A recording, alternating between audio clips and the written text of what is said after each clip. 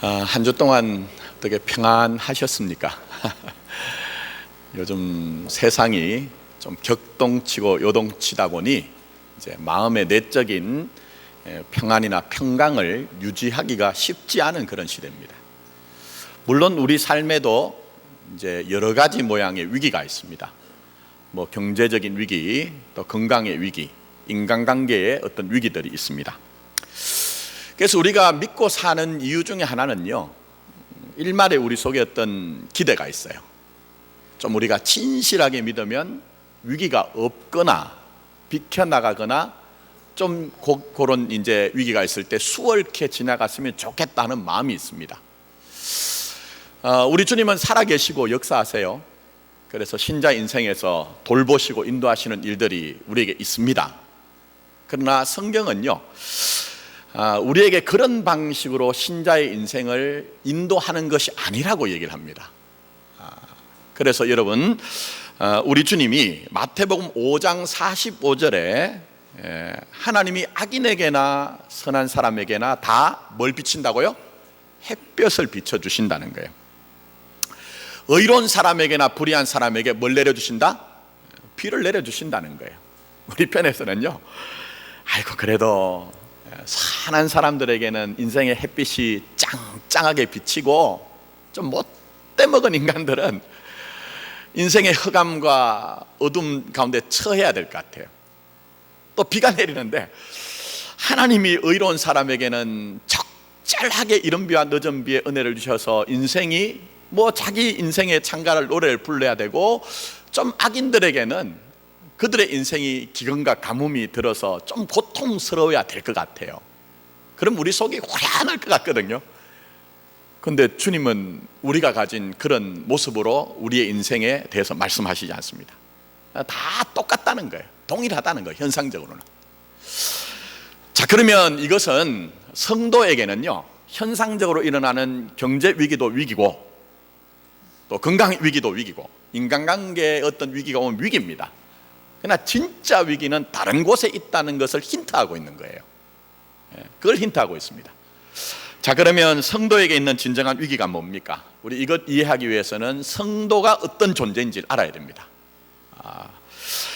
성경에서 최초로 성도라는 단어와 말이 등장하는 것은요, 신명기 33장입니다.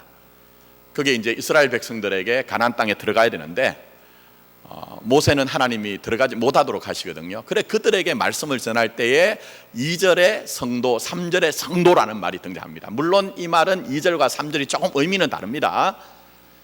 자, 그러나 2절에 이 성도라는 말은요, 코데시라는 말입니다, 히브리어로. 근데 이 말이 뭐와 연관이 있느냐 하면요, 들어보셨을 거예요. 카도시, 거룩하다 하는 말인데, 이 말은 원래 구별된다는 얘기예요. 어떤 얘기라고요? 구별된다는 거예요. 그러니까 성도가 뭐냐? 종교 행위를 잘 수행할 때에 그 사람을 성도라고 얘기하는 것이 아니라, 그 사람의 삶의 내용을 보니까 뭔가 세상에 살아가지만 구별된 마음과 구별된 태도와 구별된 삶의 내용이 있을 때 성도라고 얘기하는 거예요. 그럼 우리의 위기는 뭡니까? 구별됨이 없어져 가는 거예요. 구별됨이 없어져 가는 거예요. 그래서 보시면 하나님의 일하심이라는 것은요, 제가 자꾸 성경 얘기하잖아요. 성경에서 하나님의 일하심은 성도가 이런 세상과의 구별이 없어져 갈 때 다시 구별하는 쪽에서 하나님이 일하세요. 대표적으로 구약에서는 창세기 6장에 보면 노아의 시절에 홍수가 있습니다. 그 이유는 다른 게 아니죠. 2절에 보니 이렇게 기록되어 있습니다. 하나님의 아들들이 사람의 딸들의 아름다움을 보고 자기들이 좋아하는 모든 여자를 아내로 삼는지라. 이건 해석이 필요합니다. 근데 어쨌든 한마디로 얘기하면 혼잡게 되었다는 거예요. 구별이 안 되게 되었다는 거예요. 그래서 하나님이 어떻게 하시죠? 그들을 심판을 하시고 결국은 구별되는 쪽으로 그 노아의 가족들을 끌고 가시잖아요. 그러면 신약에는 이런 것들이 없느냐? 아닙니다. 똑같습니다, 여러분. 대표적으로 사도행전에 보면 아나니아와 삽비라라는 부부가 나오잖아요. 땅 판 돈을 헌금하는데 자기가 작정한 것들 다 하지 않고 얼마는 이제 남겨두고 뭐 얼마를 했다, 이런 내용이에요. 그래, 이걸 가지고 목사들이 자꾸 헌금 얘기를 합니다. 근데 궁극적인 목적 그거 아니에요, 여러분. 자, 베드로가 아나니아와 삽비라에게 이렇게 얘기합니다. 뭐라고 얘기하느냐? 아나니아, 야, 어찌하여 사단이 내 마음에 가득하여 내가 성령을 속이고 라고 얘기합니다. 성령을 속이고 땅값 얼마를 감췄느냐? 땅이 그대로 있을 때는 내 땅이 아니며 판 후에도 내 마음대로 할 수 없더냐? 어찌하여 이 일을 내 마음에 두었느냐? 사람에게 거짓말한 것이 아니라 누구에게 거짓말했다고요? 하나님에게 거짓말했다는 거예요. 그러니까 세상은 진리로 살지 않습니다. 이 거짓말이라는 것은, 그러니까 비진리로 거짓되게 살아가는 것이 세상이에요. 근데 그 세상 속에서 사실은 하나님이 진실하신 분이기 때문에 우리가 그 진정성을 가지고 살아야 되는데, 그 거짓된 삶을 살 때 세상과 구별되지 않을 때에 하나님이 아나니아와 삽비라를 심판하신 거예요. 근데 그 심판이 중요한 게 아니고요, 결과가 중요합니다. 11절에 가면 뭐라고 얘기를 했느냐? 이렇게 얘기합니다. 온 교회와 이 일을 듣는 사람들이 다 크게 두려워하니라 얘기했습니다. 이들에게 있는 정서가 뭐죠? 그 일 때문에 두려워했다는 거예요. 하나님 살아계시구나, 하나님 역사하시는구나, 하나님은 세상과 구별되어 살기를 원하고 계시는구나, 진리가 없는 이 세상 가운데 그 진리를 가지고 살게 하시는구나 하는 것들을 알고 주님의 몸된 공동체가 구별되어졌다는 것을 얘기를 하고 있습니다. 자, 오늘 본문도 마찬가지입니다. 제가 저희 교회에서 본격적으로 강연을 하지 않고 주례를 정해가지고 그래도 4번, 오늘 5번입니다. 이 이사야서의 본문의 배경을 말씀드렸죠. 포로로 끌려갔습니다. 근데 포로로 끌려간 이유는 아닙니다. 구별됨이 없어진 거예요. 다윗에게 허락한 확실한 은혜를 붙들고 택함 받은 그들이 정말 가나안 땅에서 구별되어 살아야 되는데 가나안 거민들과 아무 차이가 없게 된 거예요. 똑같은 가치관, 똑같은 것들을 추구하고, 뭐 세상 사람들이 볼 때, 가나안 사람들이 볼 때 너희나 우리나 야훼 신앙을 가진 너희가 뭐가 다르냐 하는 거예요. 그래서 하나님이 어떻게 하십니까? 바벨론이라는 나라를 일으켜서 그 유대 나라를 하나님이 징계를 하시잖아요. 그리고 그 고난의 풀무불 속에 이들을 지금 밀어 넣으셨거든요. 이유는 단 하나입니다. 왜 그렇죠? 구별되라는 것입니다. 구별되라는 거예요. 오늘도 하나님의 일하시는 방식은요, 바로 그것입니다. 구별되는 쪽에서 교회와 성도들을 자꾸 하나님이 우리를 이끌어 가세요. 그러면 그 구별됨이 뭐냐? 제가 지난 4주간 밝혀드렸습니다. 인생의 주인이 누구시라고요? 하나님이라고 했잖아요. 세상 사람들은 자기가 주인 되어 살아가거든요. 근데 구별됨이라는 것은 그 세상 속에서 내 인생의 주인은 하나님이십니다 하는 믿음의 고백, 그리고 실제적으로 자기의 인생을 하나님께 드리고 순간순간을 하나님을 의지하는 것이라고 제가 본문을 통해서 밝혀드렸습니다. 우리 이 길 가고 있는 거예요. 우리 교회가 그냥 믿는 게 아니고 이 길을 가는 겁니다. 저는 우리 주님의 몸된 교회인 우리 자신이나 우리 함께 지금 그 길을 가고 있는 여러분들이나 정말 인생의 주이신 하나님을 인정하고 여러분 인생을 하나님 앞에 의지하고 맡겨드리는 그런 은혜가 있기를 예수님의 이름으로 축원합니다. 자, 근데 아멘 하셨는데 고민이 있어요. 그 고민이 뭐냐? 우리는 그렇게 아멘 하면요, 어떻게 살 것인가 하는 쪽에서 자꾸 내가 행위를 생각합니다. 내가 내 행동을 통해서 무엇을 내가 남겨야 될 것인가, 만들어야 될 것인가 하는 것들을 고민을 합니다. 근데 성경은 제가 계속 강조하잖아요. 우리가 그냥 일반적으로 이해하고 있는 것, 경험으로 알고 있는 것들과 전혀 다르게 얘기합니다. 그럼 무슨 얘기일까요? 우리가 일을 많이 하라, 업적을 많이 남겨야 된다, 그쪽에서 우선적으로는 성경이 우리에게 얘기를 하지 않습니다. 왜 그런지 아십니까 여러분?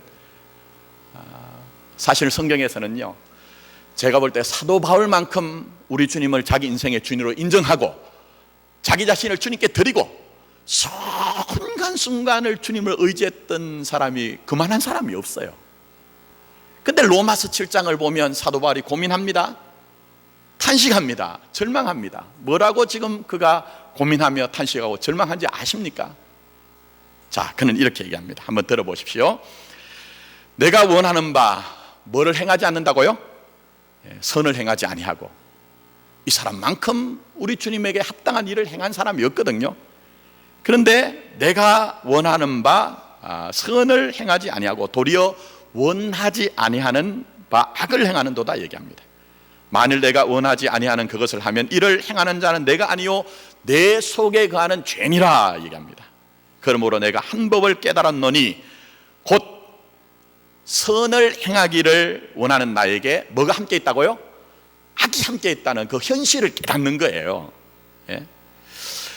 내 속사람으로는 하나님의 법을 즐거워하되 내 지체 속에 한 다른 법이 내 마음의 법과 싸워서 내 지체 속에 있는 죄의 법으로 나를 사로잡는 것을 보는도다라고 얘기합니다. 그러면서 단식하죠. 저 유명한 오라 오라 나는 공고한 사람이로다. 이 사망의 몸에서 누가 나를 건져내랴 구원하랴라고 얘기합니다. 무슨 얘기입니까 여러분? 일로 보면요 완전한 사람이에요. 주님을 향한 그 열심과 실적과 업적으로 보면 이런 얘기를 절대로 할 수가 없습니다. 그러나 사도 바울은 그 외형적인 것으로 자기를 보지 않는 거예요. 정말 하나님 앞에 서서 내가 순전한 마음 가지고 자기 공로와 자기 의와 자기 자랑이 전혀 없이 완전히 아버지로 충만해서 그리스도로 충만해서 정말 내가 주님 앞에 그렇게 살고 있느냐 할 때 내가 내 안에 보니까 내 안에 고민이 있어요. 갈등이 있어요. 그러니 지금 사도 바울이 고민하고 사도 바울이 탄식하는 거예요. 여러분 바깥에 드러나는 것으로 점수를 매기자고 하면요 뭐 성경은 그런 일이 있을 수도 없습니다만 예수님 당시에 바리새는요 1등급입니다. 1등급. 제가 언젠가 한번 설명드렸지만 목사인 저도 그렇게 살라고 하면요 그들의 그 발걸음을 쫓아갈 수가 없을 정도로 정말 1등급입니다. 근데 우리 주님이 그들 향해 뭐라고 하셨습니까? 너희들 참 대단하다. 그래 그렇게 살아야지. 그게 진짜 믿음이야 라고 그렇게 얘기하셨던가요? 그들에게 뭐라고 하셨죠? 독사의 자식. 독사는 사단의 상징입니다. 그 열심과 정성과 가력함과 그 봉사와 헌신의 삶을 살았는데 우리 주님은 독사의 자식이라고 얘기합니다. 왜 그렇습니까? 영에 속한 것은 영이고요 육에 속한 것은 육이에요. 여러분 육, 곧 현상으로 우리 자신을 재단하거나 평가할 수가 없다는 거예요. 말씀드린 것처럼 정말 이 땅에 있는 인생들 중에 내가 하나님을 위해서 산다고 하지만 내가 내 의나 공로나 자기 자랑 없이 깨끗하게 진실하게 그렇게 살 수 있는 사람이 있느냐는 거예요. 성경은 없다고 얘기합니다. 없다고 얘기합니다. 우리 주님 외에는 이 땅에 코로 호흡을 하는 모든 인생들 중에 그런 사람이 있을 수가 없다고 얘기를 합니다. 그래서 사도 바울이 고민하고 탄식하고 절망을 하는 거예요. 그래서 여러분 성경을 잘 보시면요 성경에서 자기 스스로 무엇을 하고 또 외형적으로 내가 잘 할 수 있다, 잘 하고 있다는 것을 복되다고 얘기하지 않습니다. 많은 분들이 오해를 하시더라고요. 오히려 성경이 얘기하는 것은 하나님 앞에서 자기의 그 무력함과 무능함을 인정할 때 그게 복이 있다 그렇게 얘기를 해요. 참 희한하죠 여러분. 그래서 여러분 진짜 신앙생활을 한다는 것은요 굉장히 진지하게 우리가 뭔가를 생각해 봐야 됩니다. 그래서 대표적으로 누가복음 15장에 우리 주님의 비유를 생각해 보십시오. 집으로 돌아온 둘째 아들 아무 한 것이 없어요. 아무 잘한 것이 없어요. 다만 아버지의 생각을 생각하고 아버지의 사랑에 두 손 두 발 다 들고 내가 왜 이렇게 고생하는가, 아버지 집은 그렇게 풍성한 사랑이 있는데 라고 돌아올 때에 아버지가 그에게 다 베풀어 주시잖아요. 다 베풀어 주세요. 종들에게 뭐라고 합니까? 제일 좋은 옷을 내어서 입히도록 하라, 손에 가락지를 띄우도록 하라, 발에 새신을 신겨라, 그리고 살찐 송아지를 잡아서 우리 한번 잔치를 벌려보자고 얘기합니다. 어떤 사람은 그런 얘기를 해요. 이 집에 제일 억울한 게 누구라고요? 송아지래요. 괜히 집 나갔던 둘째 아들이 아무 잘한 것도 없이 돌아와가지고 얘들아 우리 저 둘째 아들이 죽었다가 살아 돌아온 저 아들이 있으니 우리가 살찐 송아지를 잡아 잔치를 벌리자니 얼마나 억울하냐 하는 거예요. 근데 놀라운 것은 한 번도 아버지 집을 떠나지 않고 자기 스스로 했던 일들에 대해서 자랑스러워하는 첫째 아들이 있습니다. 그 아들이 뭐라고 얘기합니까? 자, 이렇게 얘기합니다. 내가 여러 해 아버지를 섬겨 명을 어긴 적이 없대요. 철저한 순종한 거예요. 철저하게 헌신한 거예요. 내가 여러 해 아버지를 섬겨 명을 어긴 적이 없거늘 내게는 염소 새끼라도 주어 나와 내 벗을 즐겁게 하신 일이 없더니 아버지의 살림을 장기들과 함께 삼켜버린 이 아들이 돌아오매 이를 위하여 살찐 송아지를 잡으셨나이다 얘기합니다. 여러분, 성경이 결론적으로 얘기하는 게 뭘까요? 진짜 탕자가 누구라고요? 진짜 탕자가 집 안에 있는 첫째 아들이라는 거예요. 집 안에 있는 첫째 아들, 그 아들이 바로 진짜 탕자라고 얘기를 하는 것입니다. 그러니 우리가 우리 인생의 주인을 하나님으로 인정하고 실제적으로 자신을 맡기고 우리가 순간순간 하나님을 의지하며 산다는 것은요, 내 실력, 내 능력이 아니에요. 그 종교에서 얘기하는 자기의 지극정성을 내어서 뭔가를 성취하는 것은요, 성경으로 계시된 진짜 복음으로 우리에게 주어진 그 믿음과는 전혀 하등 상관이 없다니까요, 여러분. 이를 알지 못하면 평생 동안 목사로 살면서 평생 동안 직분을 맞아서 장로, 권사, 집사로 내가 내 인생에 우리 집안은 4대 5대를 믿으며 살았습니다 하는데 이 믿음의 진정성이 뭔지를 알지 못하면요, 결정적인 순간 주님 앞에 섰을 때 뭐라고 합니까, 여러분?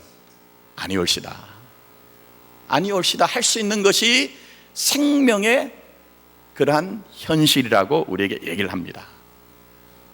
자, 그러면 우리가 어떻게 해야 될까요?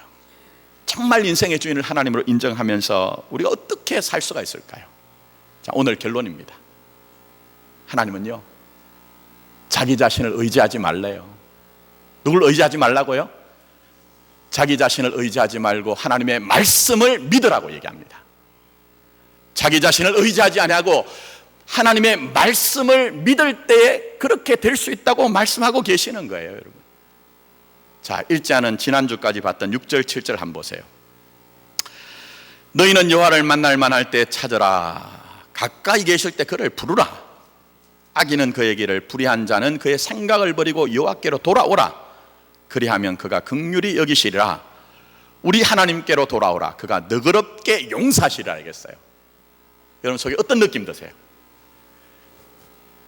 어떤 생각 드세요? 이런 말씀, 찾으라, 부르라, 돌아오라 하면 우리는 뭔가를 꾀가고 뭔가를 시도하고 뭔가를 실현해서 해야 된다는 느낌이 있습니다. 그건 저도 마찬가지입니다, 여러분. 저도 마찬가지예요. 그런데 하나님은 거기에 대해서 기특하고 갸륵하지만 그렇지 않다는 것을 얘기합니다. 자, 8절부터 9절 한번 보세요. 이는 내 생각이 너희의 생각과 어떻다고요? 다르다는 거예요. 꼭 같지 않다는 거예요. 내 길은 너희의 길과 다름이라고 얘기를 했어요. 이는 하늘이 땅보다 높음같이 내 길은 너희의 길보다 높으며 내 생각은 너희의 생각보다 높다고 얘기합니다. 그러면 이게 무슨 얘기입니까? 하나님이 교회와 성도에게 일하시는 방식은 우리가 쉽게 생각하는 것으로 일하지 않는다는 거예요. 그럼 그 하나님의 일하심의 방식이 뭡니까? 자, 그게 오늘 본문입니다. 제가 일일이 강연을 하지 않습니다. 자, 구조를 한번 보세요. 10절부터 13절까지 구조를 보시면 누가 일하시죠? 누가 일하세요? 하나님이 일하시잖아요. 하나님이 너희들 나에게 그렇게 가까이 나와야 돼. 가까이 나와서 내 이름을 불러야 돼. 너희들이 그렇게 애를 쓸 때 내가 너희들 만나주고 너희들에게 긍휼을 베풀어서 용서할게라고 말씀하셨는데, 정작 하나님이 말씀하시는 것은 너희들이 일하는 것이 아니고 내가 주체가 되어서 내가 일을 할게라고 얘기하는 거예요, 여러분. 여러분, 복음은요, 하나님의 일하심입니다, 여러분. 세상은 전부 다 내 생각과 내 판단과 내 실행력을 가지고 뭔가를 이루어야 된다는 것이 세상이에요. 근데 부름받은 하나님의 백성들은 세상 사람들이 도무지 인지하지 못하고 느끼지도 못하고 감각하지도 못한 하나님의 일하심을 믿음으로 아는 거예요, 여러분. 저는 우리 교회가 비록 눈에 보이지 않고 귀에 들리지 않고 우리 손으로 감각할 수 없는 하나님이지만 하나님은 살아계십니다. 하나님은 역사하십니다. 하나님은 일하십니다. 내가 뭔가 열심히 성실하게 살고 있지만 분명한 것은 하나님은 그렇게 당신이 먼저 일하십니다 하는 고백과 믿음이 회복되기를 원합니다. 그렇게 믿음 가질 때 하나님이 일하시는 거예요. 믿음을 가질 때. 자, 그래서 보시면은 그 일의 결과 열매를 받아서 누리는 게 누구죠? 하나님의 백성들이에요. 하나님의 백성들. 자, 그러니까 무슨 얘기입니까? 제가 여러분 무시하는 것 아닙니다. 제가 제자 훈련을 하거나 신방을 해보면 여러분들이 얼마나 고귀한 인생을 사시고 정말 깨끗하게 열심으로 사신 것 인정합니다. 지금도 우리는 우리 인생을 이끌어 오신 주님 안에서 우리의 지식과 우리의 경험과 우리의 능력을 우리 주님이 그것을 다 사용해 주시길 원하는 마음들이 있습니다. 또 하나님은 그렇게 하세요. 근데 중요한 것은요, 우리의 인생에서 우리가 먼저 앞서야 되는 것이 하나님, 내가 내 지식 가지고 살지 않습니다. 내 실력과 능력이 아닙니다.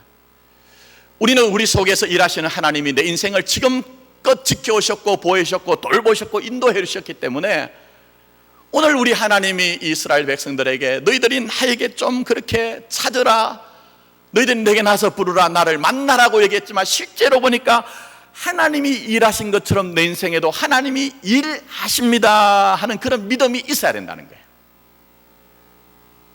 거기에 대해서 예레미야 선지자는 일을 행하시는 누구라고요? 여호와. 일을 행하시는 여호와. 그것을 만들며 성취하시는 누구시라고요? 하나님이라고 얘기하고 있어요. 저는 오늘 예배 가운데 있는 저와 여러분들이 다시 한번 부탁드립니다. 정말 내 인생을 돌아보면서 뭐 마음에 들든지 좀 부족한 것이 있어도 내 인생의 현재는 전부 하나님의 일하심과 복 주심의 결과입니다 하는 믿음을 가지길 원합니다. 자, 그러면 그렇게 일하시는 하나님이 어떻게 일을 하시느냐, 어떻게 일을 하시느냐는 거예요. 자, 거기가 바로 11절입니다. 한번 보십시오. 11절. 자, 첫 번째 나오는 중요한 말씀이 있습니다. 내 입에서 나가는 뭐라고요? 말도 이와 같이 헛되이 내게로 돌아오지 아니하고 나의 기뻐하는 뜻을 이루며 내가 보낸 일에 형통함이니라 라고 얘기했어요. 무슨 얘기입니까?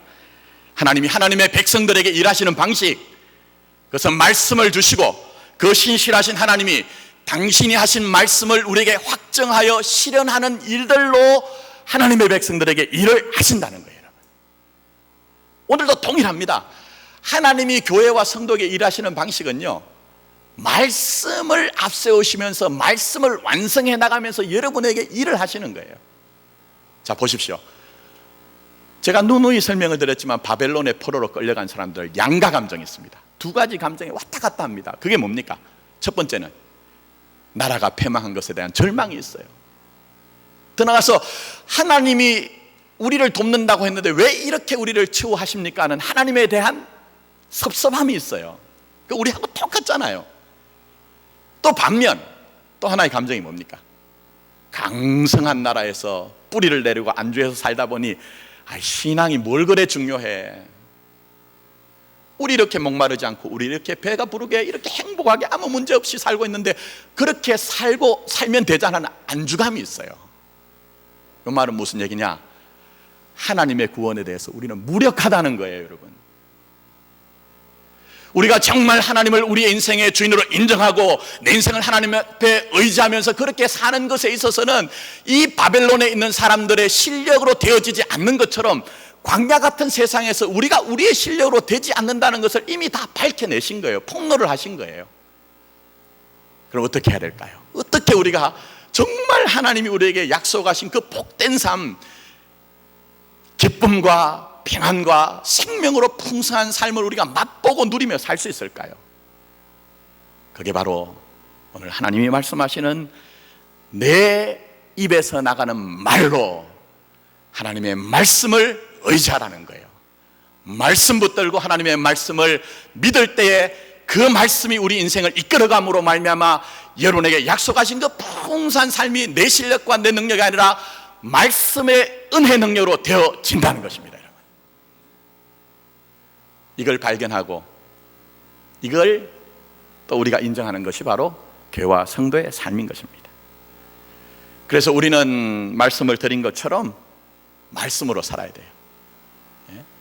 내 지식과 경험과 능력이 필요 없다는 것은 아니지만 정말 우리는 우리 속사람으로 주님 하나님 나라와 구원과 그 풍성한 생명은 말씀으로 되는 것이니 내가 말씀으로 사는 인생이 되길 원합니다 하는 소원도 결단도 있어야 되는 거예요. 그래서 우리 주님이 뭐라고 합니까? 사람이 떡으로만 사는 것이 아니요, 하나님의 입에서 나온 뭐로 산다고요? 말씀으로 사는 거예요. 세상 사람들은 전부 다 세상의 떡을 먹고 삽니다. 그 알토스를 먹고 자기가 인생이라고 생각해요. 그러나 구별받은 하나님의 백성들은 하나님, 세상에 있는 그 떡이 나를 살리는 것이 아닙니다. 내 영혼은 그 떡을 먹을 때마다 배고프고 목마릅니다. 우리 주님이 그 입에서 주신 말씀이 나를 진짜 인생 안드로포스가 되게 하는군요. 내게 한 말씀 주십시오. 내가 말씀 의지하여 말씀이 전부가 되어서 살겠습니다. 고백이 일어나는 것이 성도라는 것입니다. 그래서 오늘도 하나님이 교회에 일하시는 방식이 뭡니까? 오늘도 성도들에게 일하시는 방식이 뭐예요, 여러분? 거짓 유사복음에 속지 마십시오.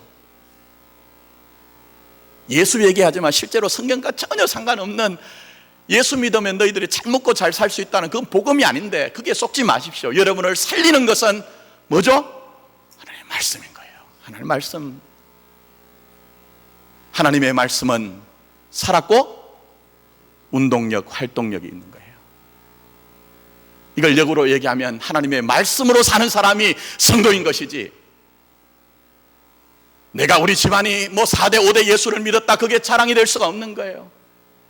우리 교회가 93년을 지나서 100년을 향해 나가지만 근본적으로 우리의 자랑은 바로 하나님의 말씀이 우리 교회를 이끌어간다는 것이 우리에게 고백이 되어져야 돼요.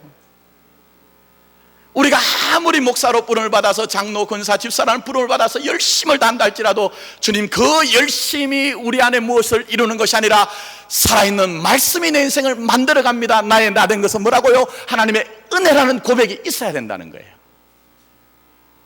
저는 이 믿음의 고백을 하는 우리 교회가 되었으면 좋겠어요. 이 믿음의 고백을 가진 여러분이 되었으면 좋겠습니다. 그럼 어떻게 해야 될까요? 이 말씀 앞에 제가 볼 때 간단하게 말씀드립니다. 한 2가지 정도 된 것 같아요. 하나는 들어야 합니다. 뭘 해야 된다고요? 들어야 됩니다. 여러분 한번 잘 생각해 보십시오. 믿음은 어디서 난다고 얘기했습니까? 믿음은 들음에서 난다고 했어요. 듣지 않으면 믿을 수 없다는 거예요.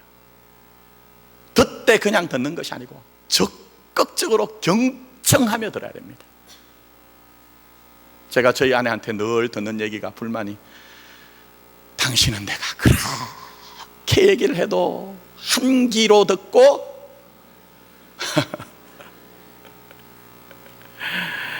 하나님도 우리에게 그렇게 하지 않을까? 얘야, 내가 그렇게 얘기를 하는데 너 어떻게 한 귀로 듣고? 이렇게 되면 곤란한 거예요, 여러분. 그 다음에는 받아들여야 됩니다. 뭘 해야 된다고요? 받아들여야 됩니다. 그걸 성경에서는 믿음 이렇게 얘기하는 거예요. 받아들이는 것. 받아들이는 게 얼마나 소중한지 아십니까? 여러분, 육신적인 건강도 잘 한번 생각해 보세요. 간단합니다.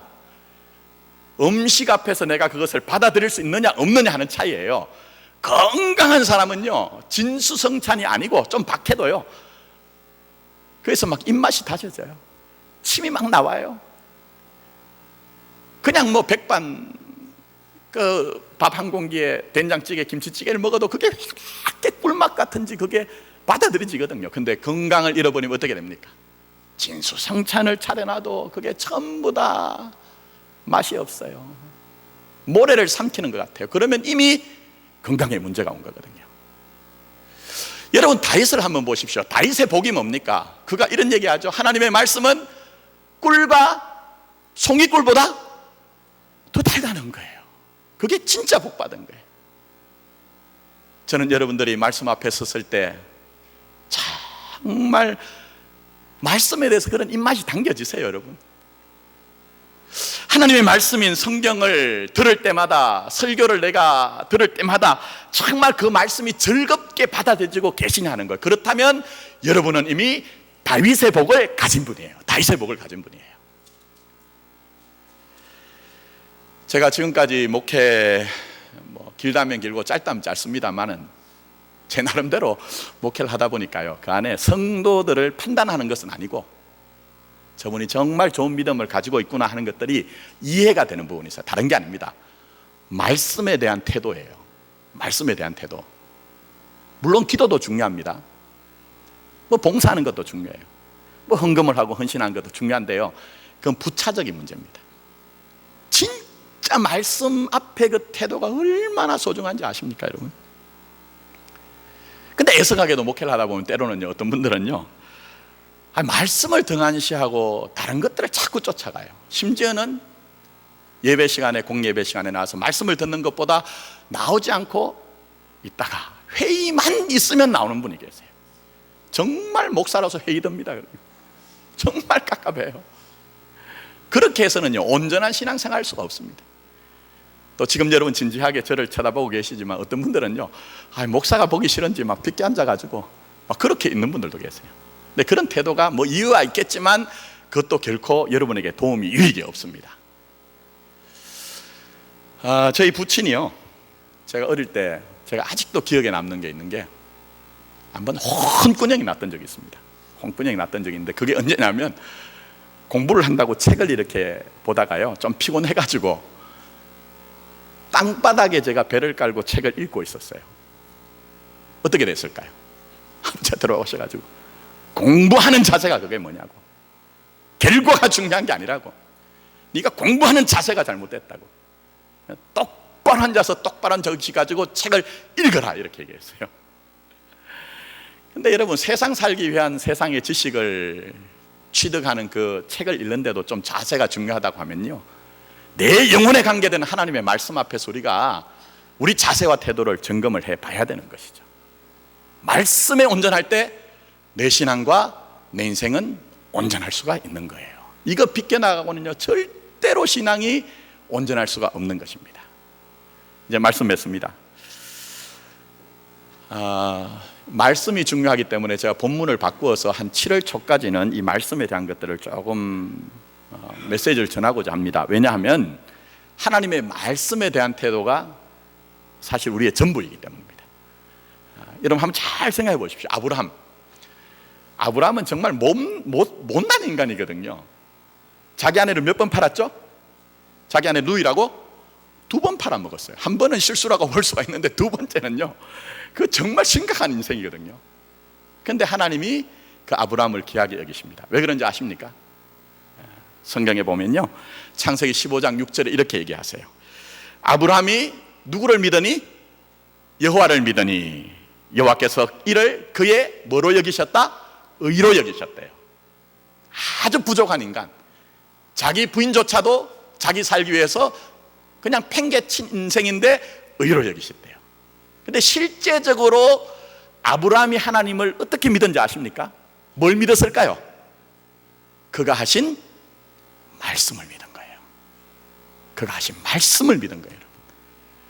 하나님이 그에게 말씀합니다. 내 몸에서 날짜가 내 상속자가 되리라 하는 그 말씀 붙들고 25년 동안 기다렸어요. 근데 아들이 없어요.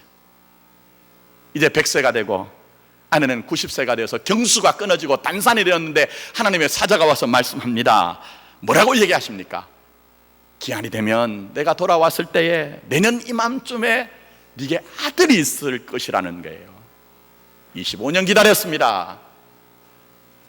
기가 막힌 얘기 아닙니까, 여러분? 근데 아브라함은 이 말씀 믿었습니다. 도무지 불가능한데 하나님이 말씀하시니 온전하게 그것을 믿었고 온전하게 받아들였을 때에 하나님은 그 믿음을 의로 여기셨다고 말씀합니다. 자, 12절 말씀 한번 보세요. 자, 결론입니다. 너희는 기쁨으로 나가며 평안히 인도함을 받을 것이며 산들과 언덕들이 너희 앞에서 노래를 바라고 들의 모든 나무가 손뼉을 칠 것이라는 거예요. 지금 이 바벨론에는 이런 현실이 없어요. 근데 하나님이 말씀하시기 때문에 이 기쁨, 이 평안 우리에게 주시겠다는 겁니다. 믿는 사람에게 있는 하나님의 축복인 것입니다. 13절에 뭐라고 말씀하십니까? 잣나무가 가시나무를 대신하고 찔레는 화석류를 대신하여 날 것이라는 거예요. 바벨론의 삶은 가시와 찔레에 찔려서 아파하고 힘들어하는 인생이에요. 우리도 마찬가지 아닙니까? 세상살이 하다 보니 아프고 힘들잖아요.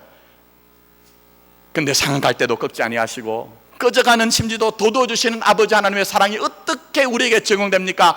말씀을 주시고 말씀을 우리가 믿을 때에 우리 하나님이 생명의 풍성한 은혜를 주시겠다는 겁니다. 이제 하나님의 말씀 앞에 어떻게 하시겠습니까? 이제 하나님 앞에 여러분이 어떻게 하시겠습니까? 말씀에 대한 태도를 바르게 하십시오. 말씀을 온전히 믿으십시오. 그럴 때 현상을 뛰어넘는 놀라운 하나님의 은혜가 우리 공동체와 여러분에게 분명히 확정이 될 것입니다. 이런 은혜가 우리에게 있기를 예수님의 이름으로 축원합니다. 기도드리겠습니다. 아버지 하나님,